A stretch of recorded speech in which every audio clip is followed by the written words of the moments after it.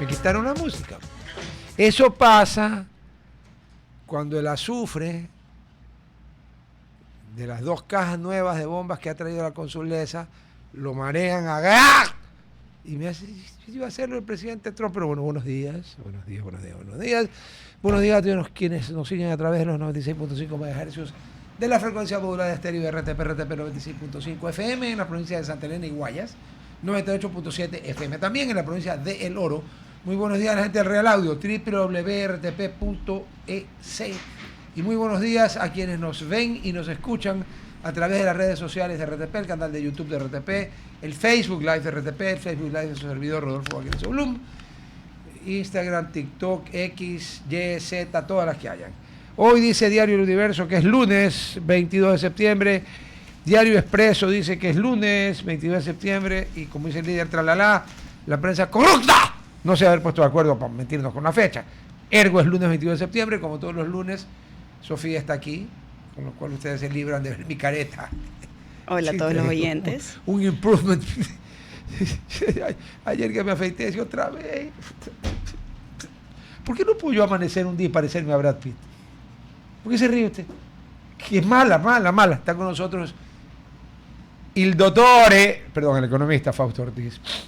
Buenos días. Un amigo nuestro, Rodolfo, buenos días, de baja estatura. RTP. Le ha cambiado el nombre, pero él es un ser perverso. A ver, mi querido Fausto, usted tendría la bondad de un ser limitado y de escasos, por decir casi nulos conocimientos de ese arcano llamado economía. ¿Qué mismo es lo que dice usted ayer o antes de ayer fue? El domingo, ayer. Ayer, en el editorial de su autoría. Firmado por usted y con su cara, o sea, es usted. Soy yo. Sí, comento los números que presentó el Banco Central la semana pasada. Eso entendí. Claro, es que son la última estimación que hace el Banco Central para el año 2025 y la primera del 2026. ¿Ya? Y para el 2025 el Central corrige y dice ya no va a ser el 2.8 que había dicho yo en el mes de abril, sino que ahora va... No es el Banco Central, porque usted siempre dijo otra cifra. Yo siempre dije 3.8 sí. en el mismo mes de abril, esa era mi estimación. Y me habían caído encima porque en esa época sonaba una estimación bastante positiva, quizás sí. Exageradamente positiva. Y entonces, pero el Central en esta estimación para el 2026 arranca con un valor que luce bajo, que es 1.8% para el 2026, ¿no? Entonces uno dice, oiga, yo creo que el Central se le está yendo la mano, o al menos los supuestos son diferentes a lo que uno hubiera esperado para el 2026. Y en el 2025, entonces, para ir cerrando el año, el Central dice, mira, las importaciones en el 2025 en dólares reales, ¿no? Es decir, sin la inflación y en dólares bastante cercanos, que la metodología ha cambiado, ahora son dólares del 2018, las importaciones crecerían en este año más de 10%, las importaciones crecerían 4%. A ver, las exportaciones... Importaciones. Las importaciones. O sea, lo que nosotros le compramos al prójimo. Lo que le compramos al resto del mundo. ¿Ya? Sí, entre ellos el combustible y también otros productos.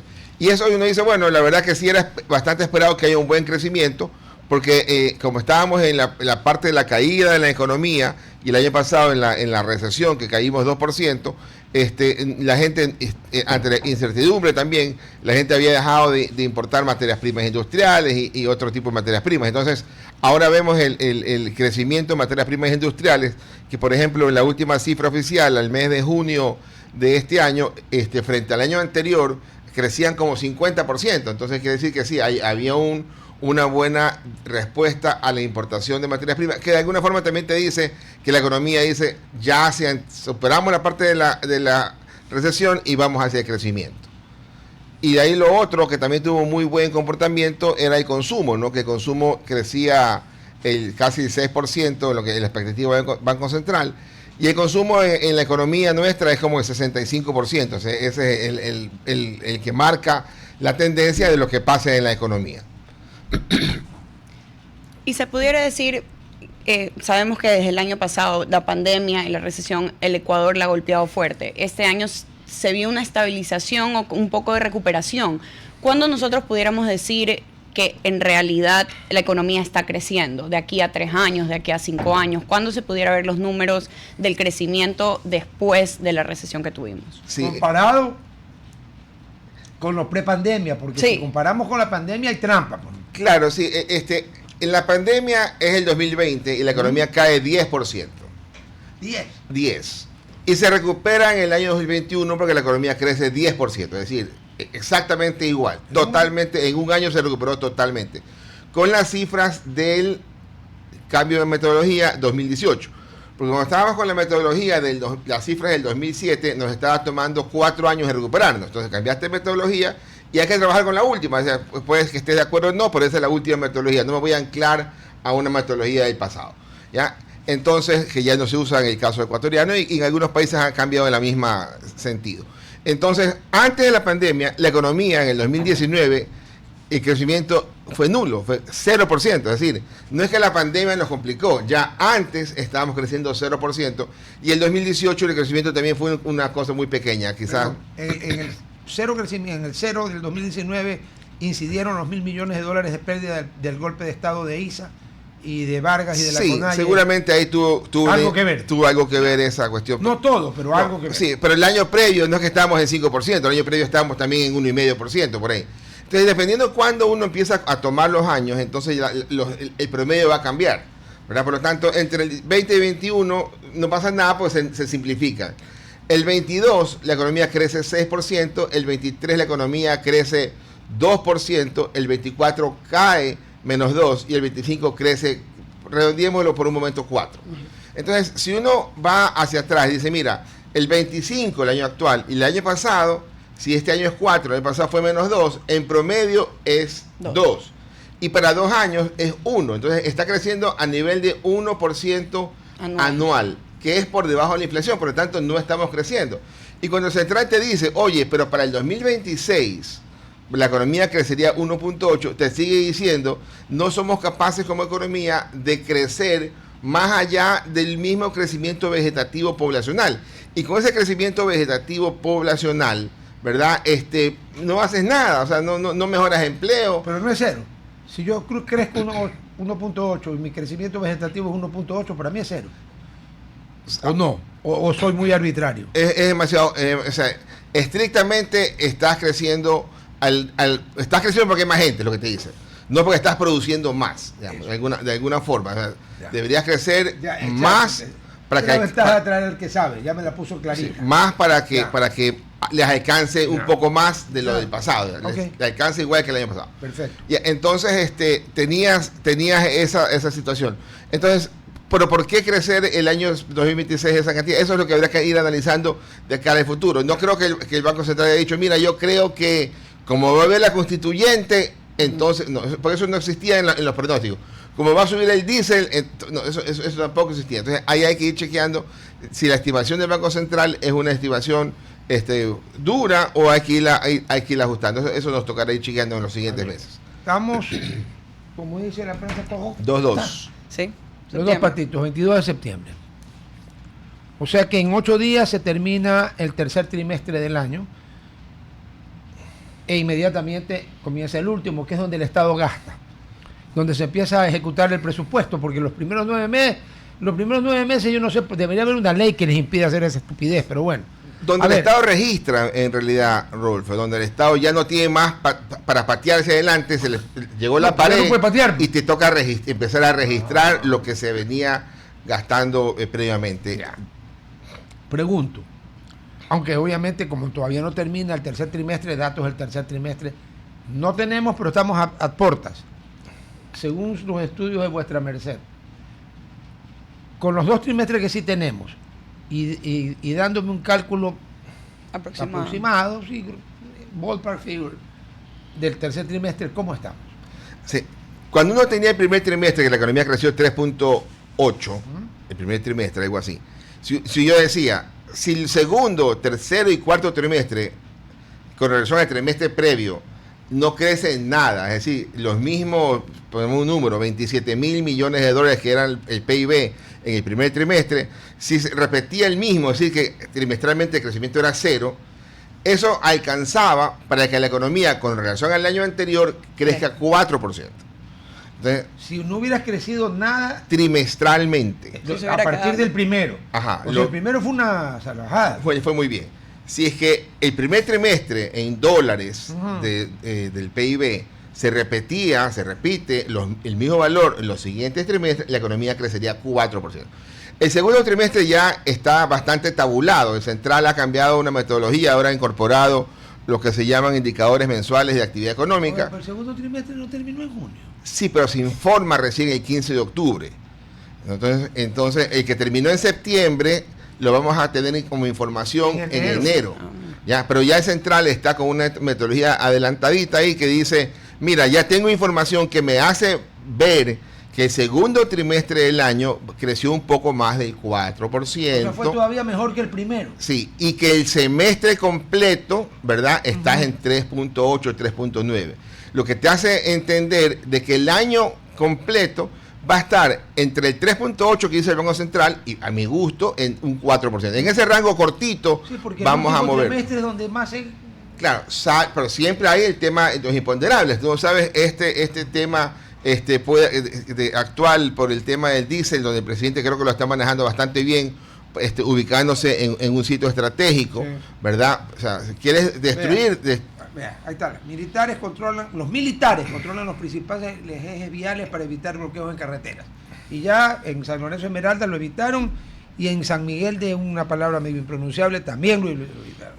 Y va a haber un cambio, digamos, hubo un incremento del IVA. Sabemos que se viene en los últimos meses donde el consumo de productos locales va a un crecimiento. ¿Del IVA? ¿Por qué del IVA? El año pasado. ¿El año pasado? Ah, perdón, disculpa. Claro. Sorry, el que habla con idiotas es usted. No. El idiota soy yo. Pero ¿ha influido al crecimiento económico interno esa subida de IVA o en realidad en números no se ha evidenciado tanto? Aumentar impuestos en temas económicos significaría quitarle plata a la gente, ¿verdad? Y frenar el crecimiento. Eso es lo que en la economía vemos. Pero si el gobierno es capaz de devolverle esa plata a la población, entonces lo que hace es una redistribución y no afecta mayormente el tema económico. Entonces lo que ocurrió el año pasado fue así. El gobierno logra la aprobación en marzo del IVA, empieza a cobrarse en abril y empieza a recibir la plata del gobierno en mayo. Estamos hablando de 8 meses de ingresos por el IVA. Este año entonces va a tener los 12 meses. Claro. Porque no, el año pasado es año completo. Entonces este año son como unos 500 millones de dólares adicionales en ingresos del IVA que no los tuvo el año anterior. Y eso uno lo mira cuando mira el programa del Fondo Monetario Internacional, que dice el año 2025 va a incrementar 0.8% del PIB la recaudación tributaria. No te dice más impuestos, te dice la verdad es que vas a lograr registrar lo que el año pasado no pudiste cobrar en 4 meses iniciales. Claro, porque vas a tener 12. Con el IVA ya incrementado. Y también este año, hasta ahora, va muy bien la cosa en el tema del estiaje, que no vamos a repetir el estiaje histórico del año pasado. Recuerde que tenemos una apuesta sobre si hay o no hay estiaje. Sí, y hasta ahora no sé quién va ganando. En todo caso, pues va ganando el Alzheimer, creo. Entonces, yo no recuerdo mucho la apuesta. No me diga que ya lo visitó el alemán. Yo creo que estamos en esas ondas cuando uno viene a esta radio. Uy, oiga, entonces, tiene... Usted es muy joven para eso, déjese cosas. Sí, haga algo. Vamos a tener que hacer ejercicios. Entonces, tienes tú que este año no tienes las paralizaciones de actividad económica que tuviste el año pasado. Sí. Por la luz, dice. Por la luz, ¿no? Por 14 horas sin luz, eso, ¿cuánto será? Un mes, 2 meses de para. O sea, el año pasado trabajaste 10 de 12, este año vas a trabajar 12 de 12. Entonces, eso también te va a mejorar un poco la actividad económica. Y mientras Coca-Cola Sinclair siga al full, porque ahorita está full, está produciendo por primera vez en la historia todos los megavatios, ni siquiera menos uno de los que puede. Como esa es una central de paso, quiere decir que el río, el Napo, ¿no? Está repleto de agua. Pues. Claro, se pasa el agua, sí. Okay. ¿Y ¿cuánto vota? ¿Con 1.500 megavatios? El máximo era 1.500, sí. Por eso es que le estamos vendiendo a Colombia. Aparentemente es la información, así es. Y el asunto ahí en el Coca-Cola Sinclair, el riesgo es la erosión regresiva. Que hay que chequear también esa información, cómo están controlándola, porque está avanzando bastante bien los trabajos, supongo, porque hay que tratar de controlarla, porque ya le afectó al OCP en julio, y también hay que ver qué tan lejos está o qué tan cerca está de la salida o entrada de toma de agua. Pero en todo caso, el año completo se lo ve bien para ese 3.8 de Central. Entonces Central lo que seguramente dice es, si ya rebotó este año, volver a crecer después del rebote es complicado. Pero entonces yo creo que ahí en Central peca de pesimista cuando se olvida que lo que tú estás rebotando está llegando a los niveles recién de hace 4 años, pues, ¿no? Claro. Entonces no es que la economía no puede producir más que ese nivel, porque ese debería estar mucho más arriba. Vamos a corte en la radio, seguimos en las redes. O sea que el rebote es rebote si lo comparas con el 2024, con el 2023, con el 2022, pero con el 2021 que recuperaste los 10 puntos que perdiste del 2020, no hay rebote, pues sí creciste 10 puntos. Claro, es que si tú miras el promedio del 2017 al 2025, por eso... O sea, la época post nuestro bien amado amigo.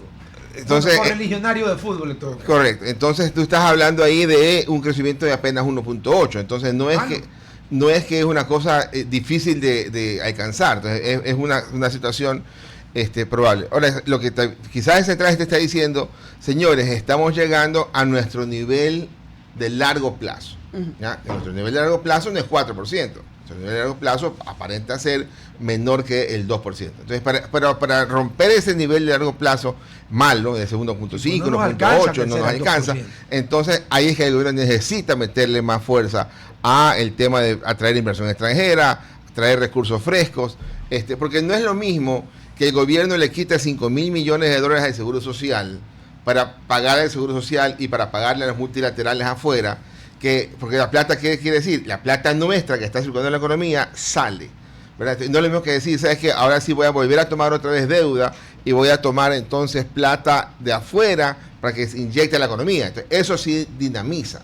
Entonces, claro, pero el descenso de nuestro riesgo país se paró gracias a estos hijos de su madre de la Corte Constitucional. Habría que chequear, ¿no? ¿Y sabe qué? Por joder, porque ya, como era lógico, ya emitieron el primer dictamen diciendo que obviamente que se puede llamar al pueblo a consulta. Sería el colmo, pues, ¿qué les pasa? Habrá que chequear que... Se paró la caída y subió. Sí, habrá que chequear Habría que fusilarlos por traidores a la patria, carajo. Pero mira que yo otra lectura. Yo, siendo tenedor de deuda de afuera, del exterior, tú eres tenedor de deuda. Yo digo, ojalá no hubiera la constituyente. Claro, obvio. Porque eso me aleja de la incertidumbre, que es la parte final de mi artículo. Sí. Me aleja de la incertidumbre. Si ya hoy día tienes tú una asamblea muy bien posicionada, con una buena votación, en donde los otros tienen que estar rogando para que inclusive le den hasta la palabra, ¿verdad? Y entonces vive así y haz los cambios así, es lo que podría pensar alguien. Es que la Corte no te deja hacer los cambios. Insistirás y lo lograrás contratando un mejor abogado. Déjame ponerte la oración por pasivo. Ok, hay incertidumbre. Se hace la consulta que va a ser rápida. Se obtiene una mayoría pro cambiar totalmente la de Montecristi. Eso no le da a los tenedores una certeza mucho más profunda que la que tenían antes. Jugar con reglas del juego que no sean las hasta el día previo van a tener incertidumbre. Va a tener incertidumbre. Ya, y the day after, el día después. Y el día después, que será otra vez todo el 2026. Ajá. Se tendrás todo el 2026 en incertidumbre. No, porque según el estatuto del presidente Noboa, la constituyente va a durar muy poco. 180 días. 180. 6 meses. 180 días. Claro. Y ahí vas al referéndum. Que tomará 3 meses más. No. ¿Por qué? ¿Cuánto tiempo demora un proceso electoral? El referéndum. Porque en el referéndum lo que se le pregunta es, ¿está usted de acuerdo con la nueva constitución, sí o no? 2 meses. 45 días. 45 días. Entonces estás hablando ahí casi 8 7 meses. 7 meses. Ya, ok. Ya. Pero cuéntese de noviembre. A ver, ¿cuándo sería el referéndum? Noviembre. O sea que realmente estamos terminando en junio. A ver, en noviembre la gente va a decir, sí quiero constituyente. Y va a Correcto. ser abrumadora. porque los que están y los que no están van a estar. No, pues si el presidente Correa ha dicho que vamos a la constituyente. Porque para él él no tiene nada que perder. Nada. Porque si no pierde, porque siempre sí, yo sé. podrá mejorar. ¿Sabe quiénes están en contra de la constituyente? Pachacuti, y adivine quién más, falta alguien. Sí. Bueno, son un grupo minúsculo ahorita que hay casi que verlos con lupa, los socialcristianos. Correcto, sí. Entonces ahí tienes tú, en noviembre tienes la respuesta. Qué De ahí vas a la convocatoria a la elección de asambleístas, que serán 90 días. ¿Por qué? Porque alguna campañita tiene que hacer los hombres. No tiene por qué haber campañas, los tiempos que manda la ley. Aquí hay que hacerla rápido, express. Okay. Dentro de la ley. Bueno, ok, 45 años. Yéndonos al plazo más corto que la ley te permite. Tienes los padrones de la elección reciente, no tiene que hacer maravillas. Entonces tú tienes ahí, en mediados de enero se instala. Ok, te comes más de la mitad del año 2026, estamos de acuerdo. O sea, casi todo el año. Ya. Entonces tú tienes ahí un periodo enorme de incertidumbre. Y para mí, innecesario, pero hay gente que dice preferible esa incertidumbre con el gran premio de lograr ya desbaratarlo. Posible gran premio. Claro, porque igual tiene que ir de nuevo a elección para los ciudadanos decidir. No, hay que primero, yo digo posible porque hay que ver quién tiene mayoría en la constituyente, por ahí comienzo yo. Es que claro, es que ya, a ver, el resultado actual de la asamblea nuestra, la actual, está en mayoría de gobierno, porque de alguna forma la primera vuelta se convirtió en segunda vuelta, porque casi que en la primera vuelta tuviste solo 2 candidatos, por lo tanto era a favor y en contra. Ahora en la constituyente vas a tener una gama. Vas a volver a polarizar. Seguramente el gobierno tendrá una cantidad importante, la oposición. El correísmo, para hablar claro. El correísmo tendrá otra menor quizás. Y otros partidos van a desaparecer. Deo gratis de la constituyente.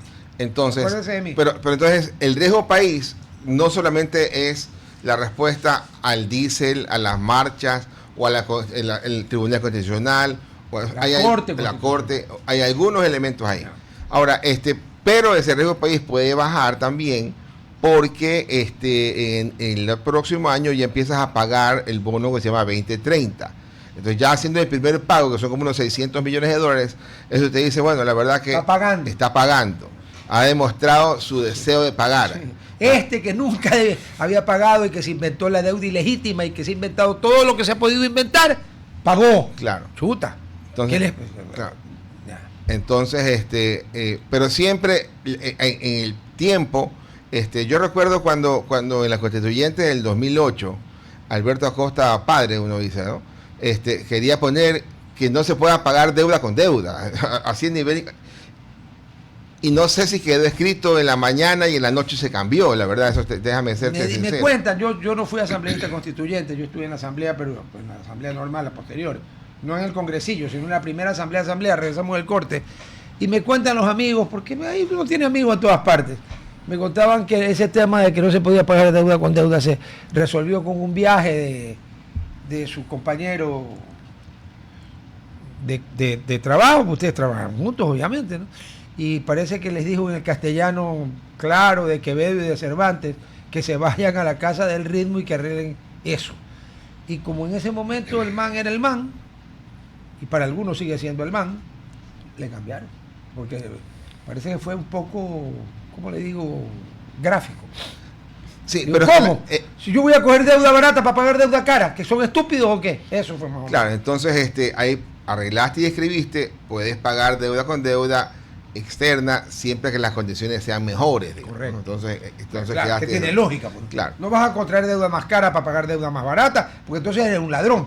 Sí, pero lo que pasa es que si las circunstancias no te lo permiten, entonces esa limitación es complicada.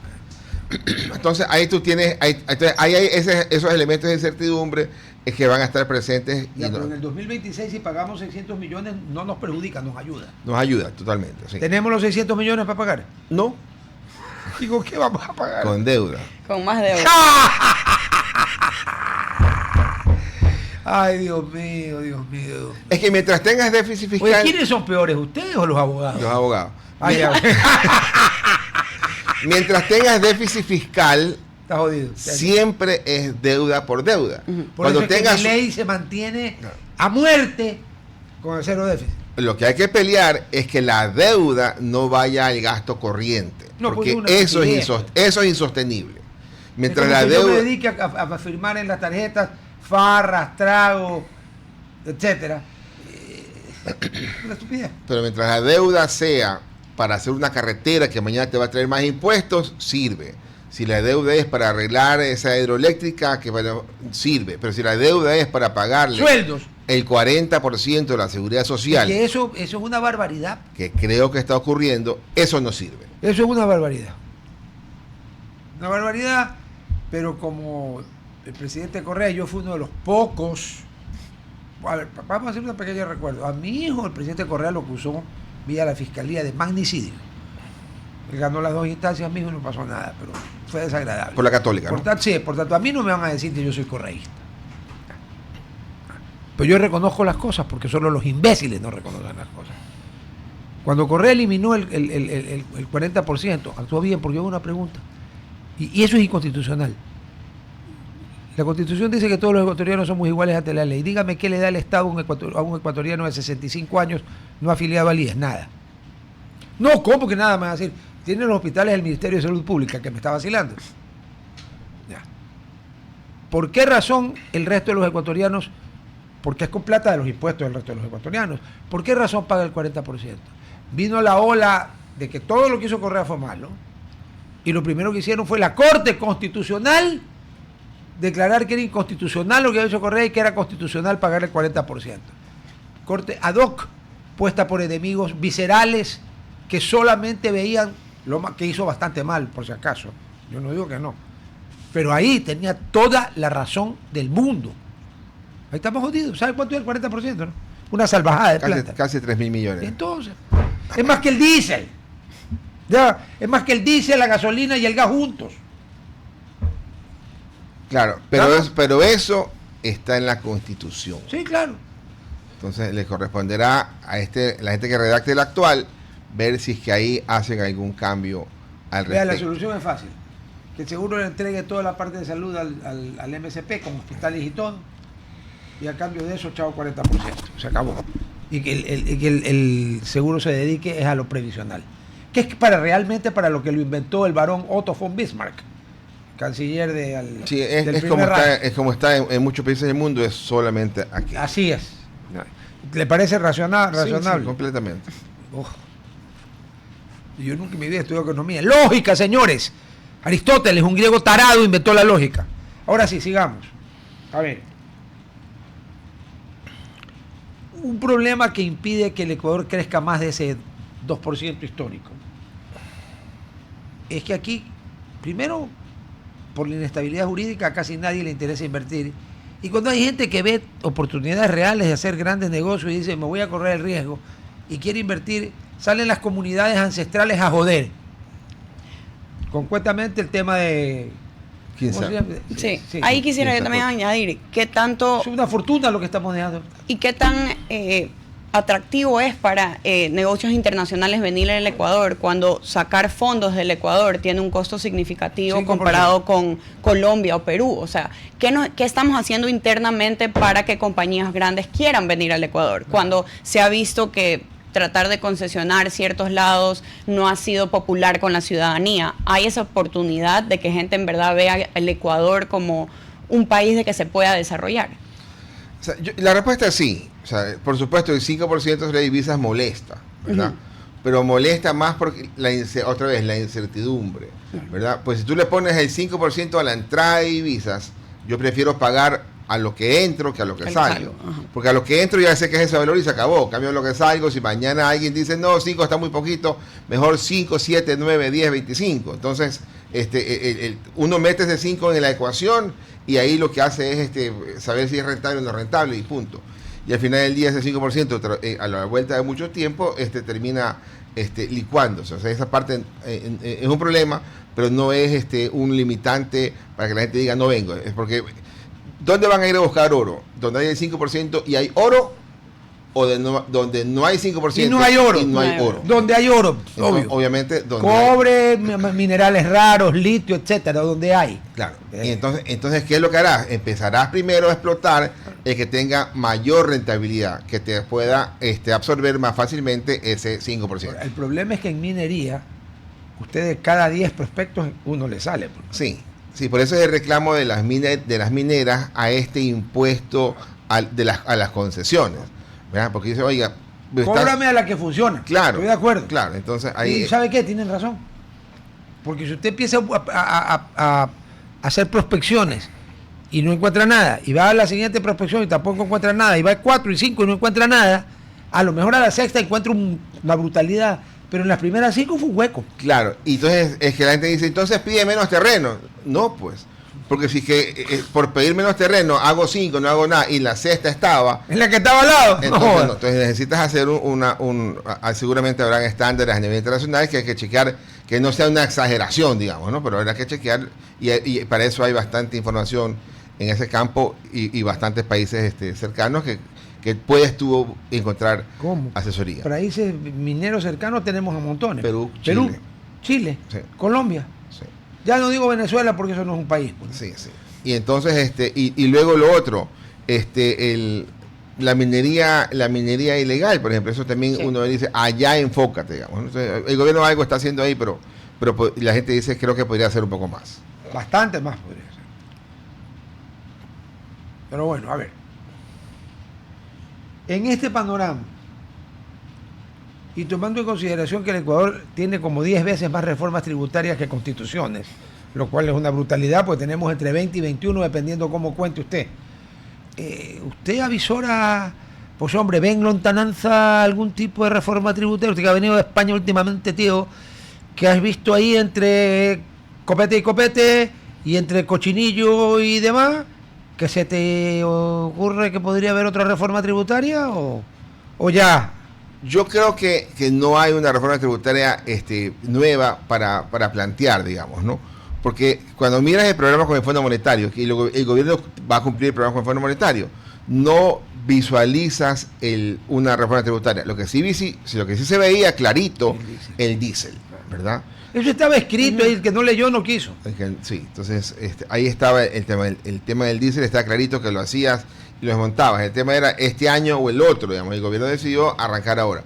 Y tenía el gobierno que podía evaluar, ¿lo hago de a poco o lo hago de golpe? El gobierno decidió y lo hizo de golpe, que es lo correcto. Y lo hace en un momento adecuado, cuando el precio internacional está bajo. Es preferible que hacer un cambio de golpe al 2.8, entiendo que un poquito más bajo. Más bajo, así dice nuestro común amigo que el otro día me mandó una foto de la gasolina en Estados Unidos. Sí, pero es mejor hacerlo a 60 afuera que hacerlo a 70 afuera, ¿ya? O a 80. Claro, entonces y ahí podrás monitorear, controlar si es que decides tú que el precio se fue a 100 y tú dices, ¿qué sabes que me quedo en 280? Con lo cual minimizo el tamaño de subsidio. Sí, porque además a petróleo a 100 me entra harta más plata. Sí, pero se te activa el control. Pero ahora, yo sí creo que es importante que el gobierno aguante lo que más pueda el tema de subsidio, el precio de 2.80, porque de esa manera vas a ir controlando. Es que todo lo va a aguantar, hay una banda de subida de 5%. O bajada también. En diciembre supuestamente lo voy a implementar y podría bajarse. Entonces, lo que digo es que debería ser un buen tiempo que te permita ver que gracias al precio internacional el consumo caiga. Y quizás no caiga porque la gente que tiene carro diésel lo use menos. No, quizás caiga porque el contrabando cae. ¿Ya? Entonces, eso es lo que hay que tratar de chequear. Cuando uno dice, hay manera de justipreciar ballpark figure del hueco anual que significa lo que perdemos en el diésel. Más o menos cuánto se va de contrabando, más o menos. No tengo el dato, pero hoy día... ¿Qué estima vuestra gracia? Yo hubiera pensado que mucho más, pero creo que no creo que pase de 300 millones de galones al año. ¿Que eran 300 millones? Sí. Nosotros hoy día, en el año 2025, estamos consumiendo 1.700 millones de galones de diésel al año. O sea que $1 que se subió significa 1.700 millones menos de subsidio. Así es. Plata. ¿Se acuerda vuestra merced cuando hace años yo lo entrevistaba Y usted me decía el gas. 800 millones es el subsidio más alto. Yo siempre recuerdo nuestra primera visita del Fondo Monetario Internacional con Rafael Correa, de ministro de Finanzas. O sea, en el gobierno del difunto cardiólogo. Año 2005, Correa entra al ministerio como el 25 de abril. En mayo fuimos al Fondo Monetario. Y la primera pregunta de la directora gerente del Fondo Monetario, Ann Kruger, claro, le decía: ¿qué vas a hacer con el subsidio del gas? No le preguntó cómo te va, qué tal. Bueno, no. De entrada. Y Correa le dice: yo creo que hay que focalizarlo. También de entrada, ¿no? Correa intentó focalizarlo un par de veces. La parte más clara fue la cocina de inducción, pero echó para atrás. Es que no funcionó. Porque era 220. El problema era... Oye, y en el 2005, el gas, que había tumbado ya que por ahí un par de presidentes antes, Bucarán y por ahí también medio Lucio. El 2005, el subsidio del gas era $500 millones. Ya en el 2005. Y las gasolinas y el diésel y otros no aparecían en el dibujo de los subsidios. ¿Ya? Hoy día, 20 años después, el gas es $900 millones. Pero... que casi se ha duplicado. En 20 años. Pero si la población del Ecuador no se ha duplicado en 20 años, ¿por qué huele a M? Porque... regresamos al corte. ¿Cómo? A ver, espérate. Hace 20 años el Ecuador habrá tenido, ¿qué? 13 millones de habitantes, 12. Sí. Ahora supuestamente tiene 17, 18. Digamos que tiene 18, un incremento del 50%, 12 a 18. Pero el subsidio del gas se ha duplicado. Sí, el precio... Entonces ahí ha habido ratería. El precio del petróleo en el 2005 era quizás $35, $40. Claro, empezó a subir con... El precio ahora está en 60. El precio al que se importa el diésel no es el precio del WTI, es el precio del diésel, digamos, es más alto. Entonces, el punto es que la gasolina super que le quita el subsidio el presidente Moreno, consumíamos 200 millones de galones y ahora se consumen 60. Claro, ¿verdad? Porque ahora solo usan super prácticamente los que en el manual de instrucciones del carro dice el mínimo gasolina 95 octanos o se le daña la computadora. Y cuando los carros modernos, si se te daña la computadora no hay carro.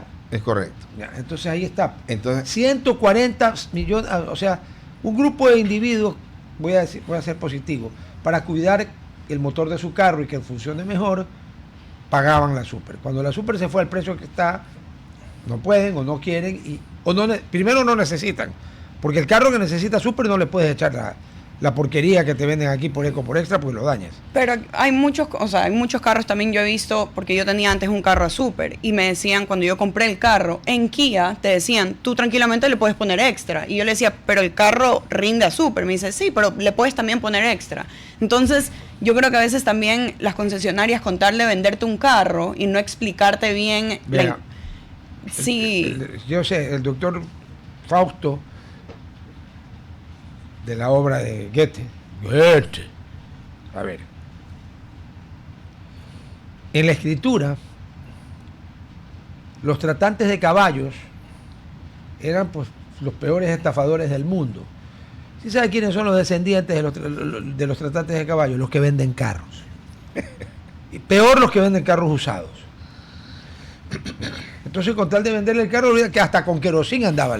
Pero ahora que han sacado los subsidios, ¿no pudiera también ser un momento para el Ecuador de ver la calidad de gasolina que importamos? La que tenemos. Sí, seguramente. Acuérdense que nosotros importamos nafta. Eso. Explíqueme, para todos. Nafta. ¿Qué es? ¿Por qué dijo usted nafta y no gasolina? Porque importamos la nafta para aquí localmente mezclarla y sacar los dos tipos de gasolina. O sea que aquí, usando términos de cierta operación ilícita, aquí somos cocineros. Es correcto. Ya, ok. Sí. Ya, entonces, pero mira que ya sin subsidio en la super y sin subsidio en la extra y Ecopaís, estamos teniendo en esa información que se publica mensualmente por Banco Central, que se llama importación de materia de combustibles, ¿verdad? Claro, comercialización de combustibles importados. Ya. Ya, entonces dice, ¿a cuánto importaste la nafta y a cuánto la vendiste la nafta? Y ya no es nafta cuando la vendiste. Ya, pero que sí se la vendes se la vendes a las a las concesiones de gasolineras. Sí, pero, pero le venden a las refinerías. Sí, claro, a la refinería. Entonces ya tú tienes de tener una serie histórica siempre negativa, ahora tu serie histórica es positiva. Ya, entonces ya tienes utilidad en ese ejercicio. Muy largo, muy grande. A ver,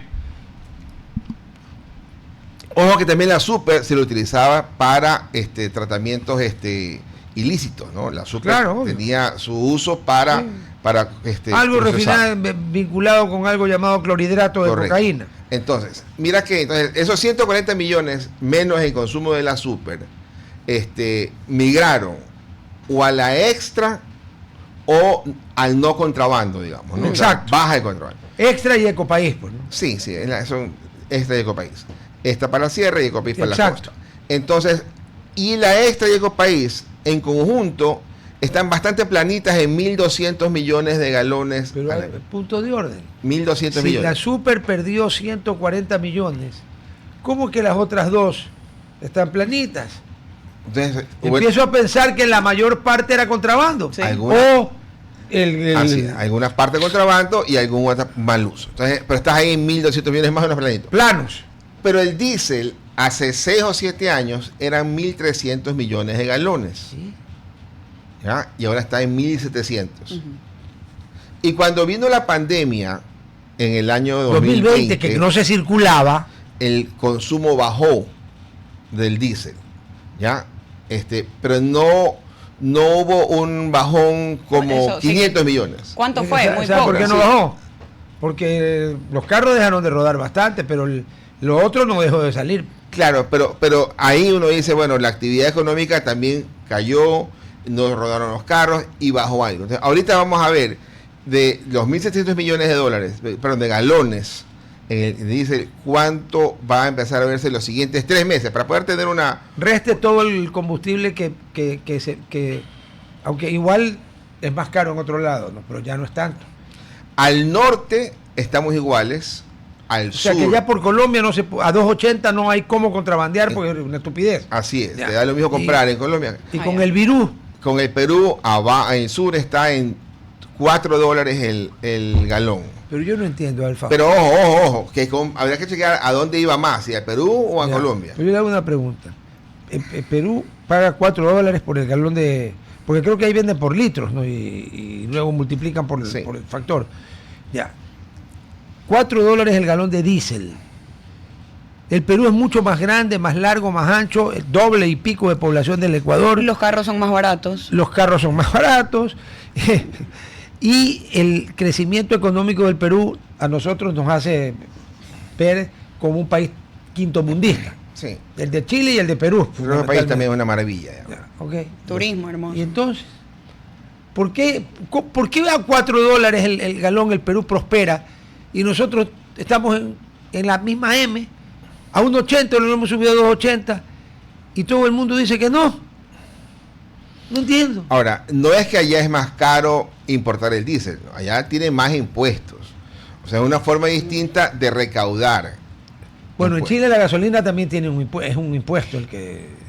En Colombia también en su momento a veces estaba hasta $6, digamos, ¿no? Y en Perú no mezclan, no hacen de cocineros como hacemos nosotros. O ellos Perú creo que tiene libre importación. Seguramente tiene una buena importación ahí. Entonces el asunto es... Perdón, con este precio del diésel y con la super ya liberada, ya no debería haber razón para que no haya libre importación.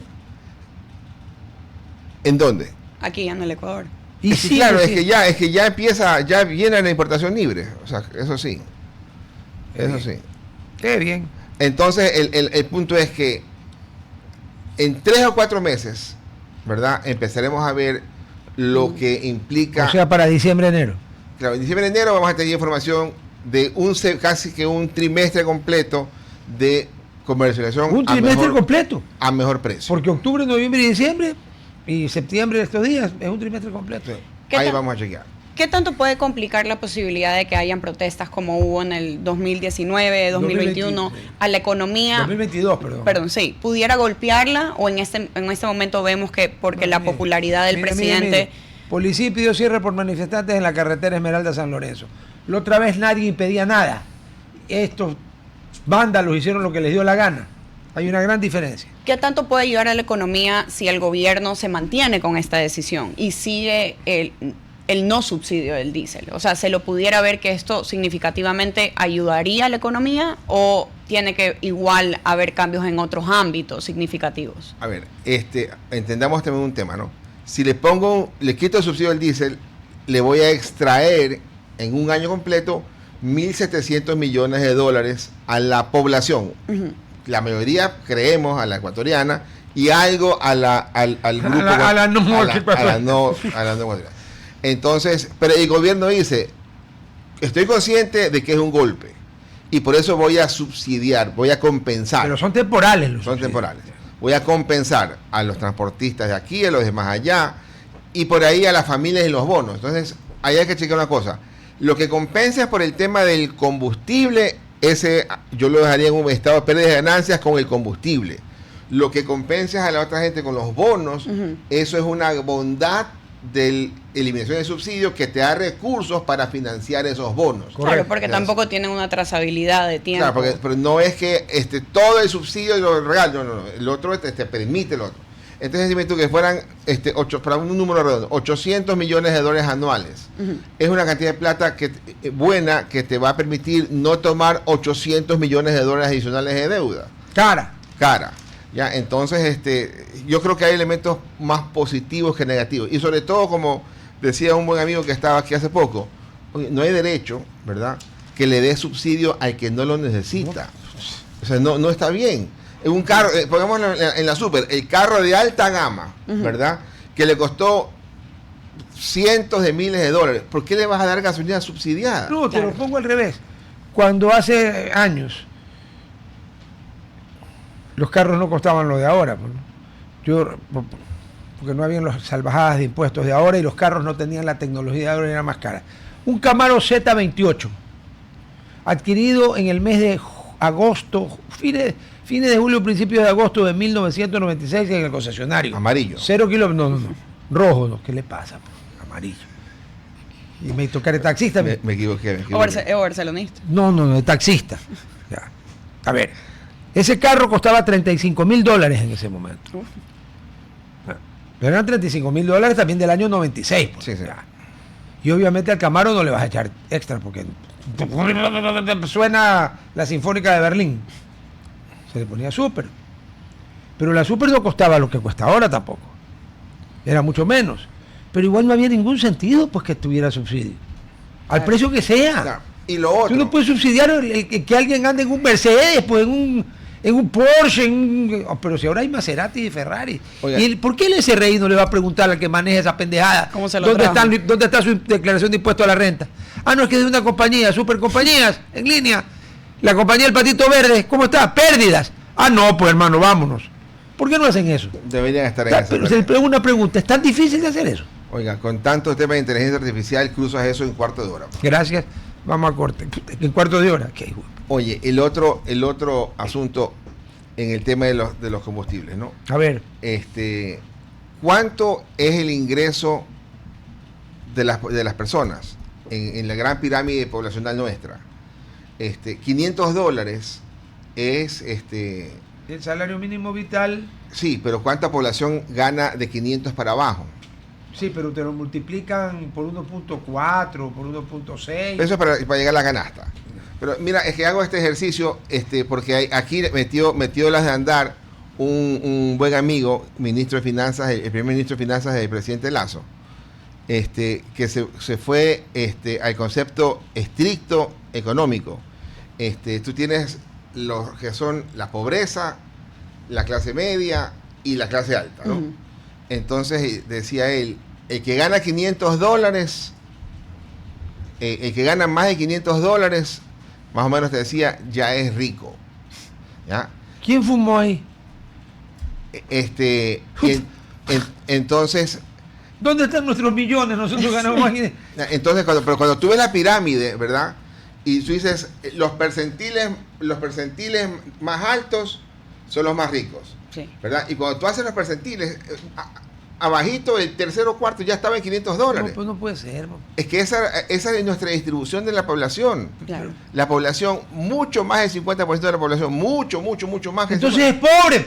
Sí, pero que el grueso estaba, esta gente, había gente que no tenía casi nada. Entonces ese está en la miseria. Así, pero no puedes volverlo rico a alguien que gana $500 porque por eso decía más de 500 y por eso se armó un petardo ahí adentro y cambiaron las cosas. Pero la realidad es esta: el que tiene $500 como ingreso, que ese tiene la suerte de tener un empleo, ¿verdad? Bueno, ya digamos que sí. Veamos, en la parte formal. Entonces, a él empleo, entonces gana 14 sueldos. Sí. Entonces ya no gana 500, gana un poquito más. Sí. Pero él, ¿verdad? Va a recibir, va a poder comprar un carro de alta gama, jamás. Pues. No. Entonces, ¿Qué? Nunca iba a tener ventaja de la super. Con $500 alcanza a vivir, ¿no? Va a comprar un carro, no, quizás no también. Una moto. Por ahí una moto. Digamos, y no es muy cara. Claro. Una casa probablemente. Entonces, es claro que a ellos no les llega el subsidio. Cero. Entonces, por eso es que está bien, a ellos tienes que darles el bono, apoyarlos de otra manera y hacer y no permitir que suba el transporte público. Totalmente, si no los clavas. Totalmente. Porque hay gente que podría trabajar diariamente, ir y regresar, se toma 4 transportes y a veces hasta 6. Sí. Pero ahí estoy un poco de acuerdo con lo que dice el alcalde Aquiles Álvarez y creo que ha hablado de esto. Si llega a haber un incremento alguna vez. No, ya dijeron los transportistas que no van a incrementar. No, pero ¿qué dice él? Si llega a haber un aumento, tiene que también aumentar la calidad del servicio. Tuvieran que ser mejores buses, aire acondicionado. Sofía, ¿cómo se nota que usted estuvo tantos años fuera? Bueno, del doctor Fausto no me deja mentir. ¿Cuántas veces hemos escuchado es que si va a haber un aumento es porque va a haber una mejora del servicio? A ver, pero ¿y cuántas veces ha mejorado el servicio? Pero yo viví en Manhattan y viví... sí, pero perdón, los buses en Manhattan no son los de aquí. No, pero yo usaba Subway. Estaba en Manhattan. Oye, y a veces tienes un Subway que no tenía aire acondicionado. Me ha tocado y yo fui. Oiga, y valía... pero nosotros en la época de nuestra infancia... No, pues ahí había el bus y el colectivo. ¿Qué le pasa? Era el bus y el colectivo, ¿verdad? Una lata el colectivo y el bus entre 40 y 60 centavos. Entonces... yo regresaba de Cristóbal Colón al sur de la ciudad. No. Al sur en nuestros tiempos. Ahora ya no es el sur. Sí, correcto. Claro. Al norte de la ciudad. Y ¿De dónde vivía usted? Yo vivía frente al aeropuerto. ¿Y por qué estaba en el Cristóbal Colón y en un colegio más cercano? Porque la misma aberración mía. Yo vivía en el Chile y Bolivia y luego en el barrio del Centenario y estudiaba en el San José, teniendo el Cristóbal a 5 cuadras. Imagínate tú. Y entonces, y tus tíos habían estudiado en el Cristóbal Colón. Y tenías toda la parentela por allá. Entonces... Y uno podía regresar a los 10, 12 años en bus, ¿verdad? Hoy día, con los temas de seguridad y la cantidad de gente, no se puede. Entonces, pues si tú en verdad lograras encontrar una mejor calidad, que la gente pueda pagar un poquito más por una mejor calidad, serviría, pero eso de ahí en el papel queda bonito. Pero es utópico. Por supuesto. Sí, es utópico. O sea, es posible, pero muy improbable. No, son yo creo que un poco de promesas de campañas, que a veces y claro, en la realidad... que mira, que en Quito pusieron el metro, sí, pero con la plata otra vez. Y tampoco los ecuatorianos. Y tampoco es que sirve mucho el metro, porque no es que te lleva, o sea, no es una solución vial. Pero en todo caso, digamos... Es que no es un metro. Lo que tiene en Quito es un tren subterráneo. Sí. Un metro no es por definición. El metro es una araña de líneas transversales y longitudinales que te permiten en los puntos de intercambio, por el mismo pasaje, darle la vuelta si quieres a todos los puntos de la ciudad. Una vez que no tenía nada que hacer, un día en Nueva York, porque no tenía audiencia cuando liquidaba Flota Bananera, no tenía reuniones ni con los abogados, ni con los liquidadores, ni teníamos audiencia, nada. Entonces dije, ¿yo qué voy a hacer? Yo voy a ver cómo es esto. Y me fui y me bajé en donde tenía que bajarme y cogí una ruta y me fui, para darte un ejemplo, pues fui a dar al estadio de los Mets. Y después regresé y me fui al estadio de los Yankees. Con el mismo pasaje. Que está en el Bronx, claro, con el mismo pasaje. Porque es una araña. Claro. Era lo que el alcalde Nebot quería hacer con la Metrovía, una araña, pero por arriba, porque por subterránea no es que no se puede, pero costaría una fortuna. Nosotros no somos Dubái, ni Kuwait, ni Qatar. Pero ¿qué hicieron? Las 3 primeras líneas norte-sur. Ya estamos en el aire nuevamente. Si tú haces las 3 líneas norte-sur, y durante años solo tienes líneas norte-sur, tampoco está funcionando como metro por arriba, hasta que ya por fin, y eso es un mérito que yo le reconozco al alcalde Álvarez, por fin está la 4, la que sale del batallón del suburbio. Pero es una desproporción total. Sí. Porque, y en Quito el problema es que ¿cómo haces 1 metro si Quito no es ancho? 1 metro de verdad, no que sea que vas a volar.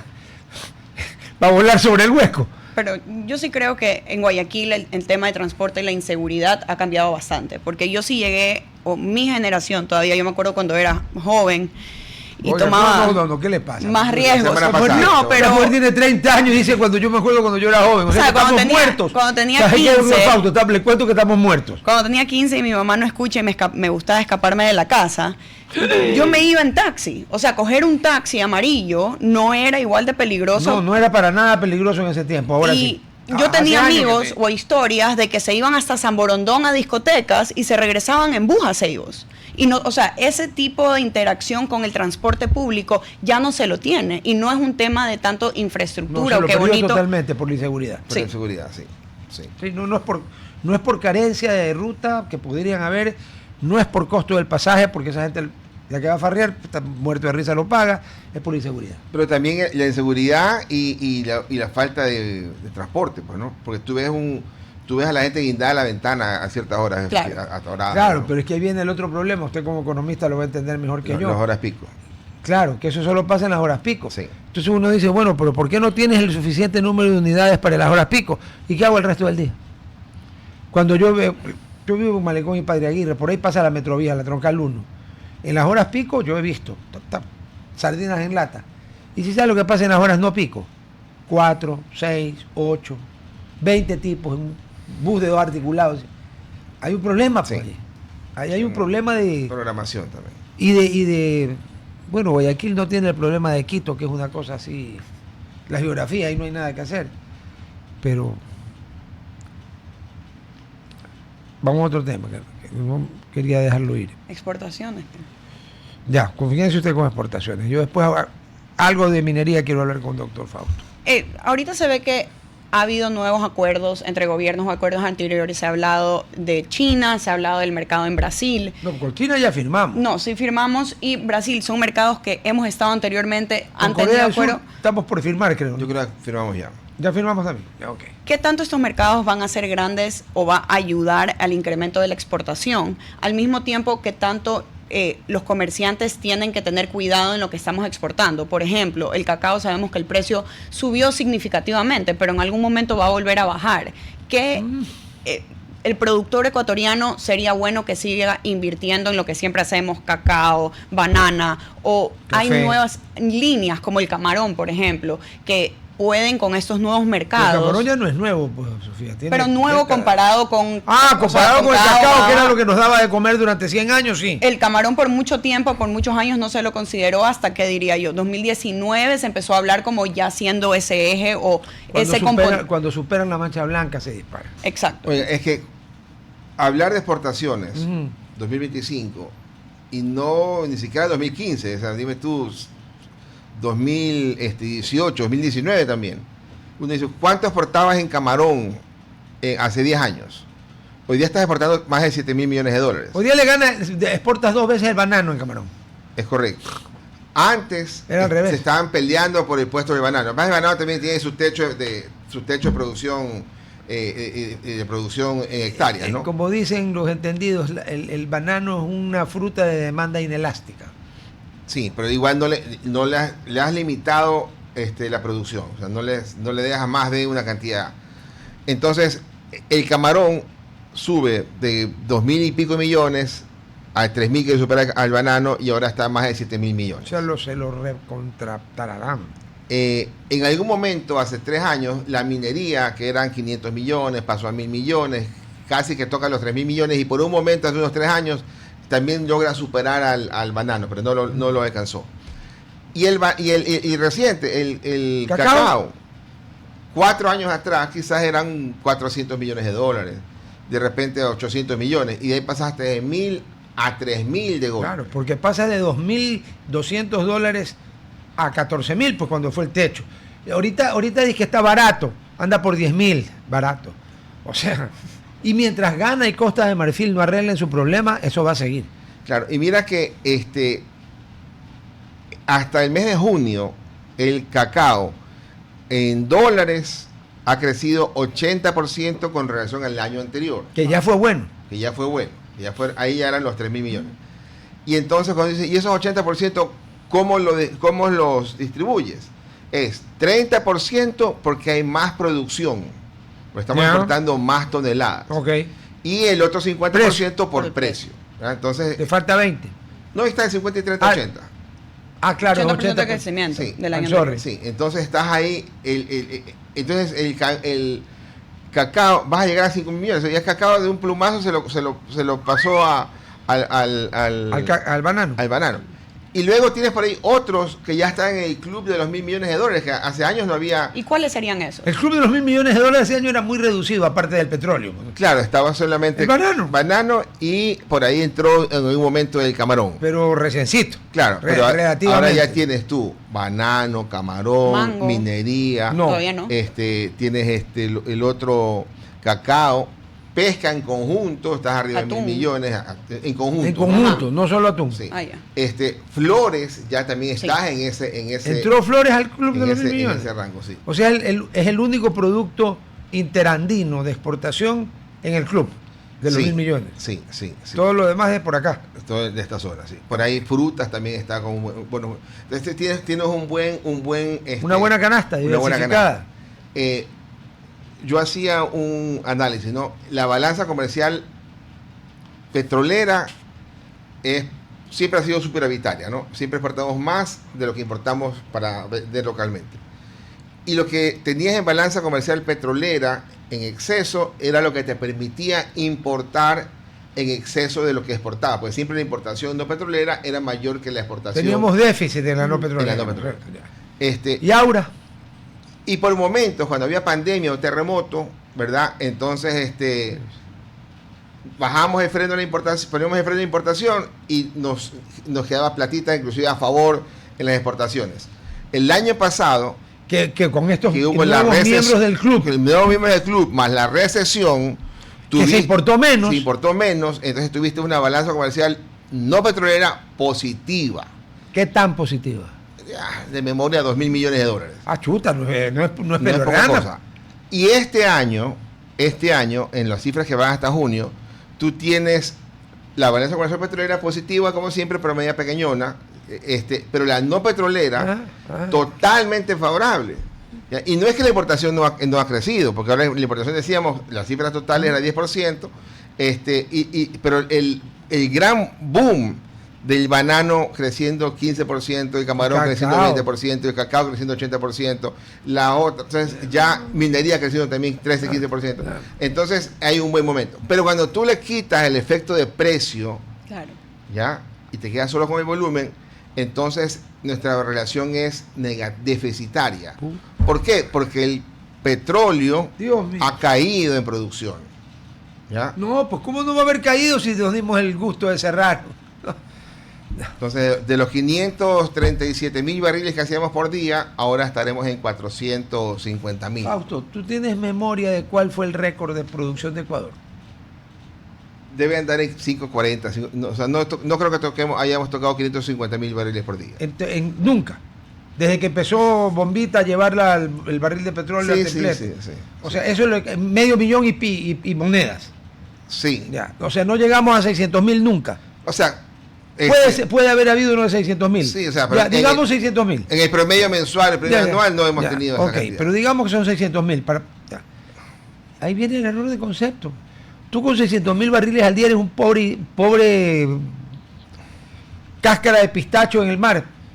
No eres un país petrolero, eres un país que tiene algo de petróleo. Miembro de los PEP. Sí, no me hagas acuerdo. Los de los PEP se han de ver reír. Yo me imagino a los jeques cuando le dicen, oye, hay un miembro nuevo. Sí, ¿cuál? En árabe, ¿no? Ecuador. ¿Qué? ¿Cómo puede una línea? No, es que hay un país que tiene nombre de línea. ¿Y cuánto produce? 600.000 barriles. El de Arabia Saudita tiene que hecho, no jodas, pues, hermano. El de Irán, el de Irak, porque ahí no había guerras en ese tiempo entre ellos. Kuwait, Brunei, todo eso tiene que haber dicho, pero eso no es país petrolero. Venezuela, 3.300.000 barriles al día, hasta que llegó su pana Chávez. Claro. Yo recuerdo un ex jefe mío en la Cámara de Comercio de Guayaquil, hace más de 30 años, O sea, cuando usted era menos... Claro. Menos adulto. Yo fui el director de estudios económicos en la Cámara de Comercio de Guayaquil cuando tenía 23, 24 años. Estamos hablando de hace 35 años. El milenio pasado. Correcto. Entonces, don Andrés Barrero Vivas, claro, fue ministro de Energía. Claro. Y Andrés entró con una sola cosa fijada en la cabeza: sacar Ecuador de los PEP. ¿Verdad? No lo alcanzó a sacar, pero lo puso en off. Sí. Apagó la membresía. No pagó. Así es. Así de simple, no pagó. Sí, yo me acuerdo. Mira, no lo puedo sacar, perfecto. No pague. Sí. Y entonces en el 2008, con el presidente Correa, Ecuador regresa a los PEP. ¿Y cuál era la cuestión? Me tocó a mí pagar, con ministro de Finanzas, pagar las cuotas atrasadas. Y regresamos a los PEP, ¿no? Pero tú le dijiste al presidente que había que pagar las cuotas atrasadas. Claro, sí, por supuesto. Y dijo, paga nomás. Sí, era como algo más de $1 millón. Ya, no es que era mucha plata. No. Ya. Sí, entonces ahí... Pero ahí regresamos a los PEP. Pero ya no estamos por otra vez. No sé si es que lo habrán suspendido otra vez. Pero el punto es que es una producción petrolera relativamente pequeña, que éramos superior a la producción que tenía Colombia. Que ya, no, ahora Colombia nos gana. Ahora Colombia nos duplicó en un periodo de tiempo relativamente corto. Le juro que si eran premio Nobel era estúpido. Sabes que estoy muy fino. No. Sofocleto. Si dieran el premio Nobel a la cojudez, nosotros nos lo ganamos, pero largo, años seguidos. O sea, Colombia ahora nos duplicó. Sí, cuando Colombia producía mucho menos petróleo que Ecuador. Así es. Con las completas. 15, 20 años atrás. Nada. Sí. Otro que producía menos que Ecuador era Perú. Vaya a ver cuánto produce ahora. Después nos quejamos. Pero también es la desesperación del gobierno por tener plata, entonces le quita recursos a Petro para que haga investigación. Sí, pero cuando uno se desespera suele cometer errores. Bueno, mi querido Fausto, primero que nada, a ver, ya usted cree que habla alemán, ¿no? Nada. Elías, queremos escucharte. ¿Tienes una queja o denuncia por corrupción? No te quejes en el barrio con tu pana. Escribe al 096-253-2338. 096-253-2338 o ingresa facilísimo. Vas a denunciar, ¿no es cierto? Denuncias con S. .ies, Instituto Ecuatoriano de Seguridad Social, IES.gov de gobierno con B larga, .es. 24/7 y el IES garantiza seguridad y confidencialidad. Y tienes que ir a descubrir nuestro hotel número 10 si no has ido ya, el Oro Verde en Puerto Viejo. Convierte tu estadía en una estancia llena de confort, instalaciones modernas y diseño vanguardista. Desde el mes de julio podrás visitar el nuevo restaurante Monté, alta cocina inspirada en las raíces de Manabí. Además podrás disfrutar cócteles y piqueos en Solera Rooftop que te enamorará con su vista panorámica en el atardecer. Conoce más en oroverdeportoviejo.com. Oro Verde Puerto Viejo, tu nuevo gran destino. Chicos, nos vemos mañana. Chao. Hasta aquí, Hablando Fuerte. Control Master Marisela Basantes. Transmisión digital Gerardo Díaz. Redes sociales Erika Eras. Edición Oscar Saavedra. Dirección Javier Gamboa. Todos los derechos reservados. RTP 2025.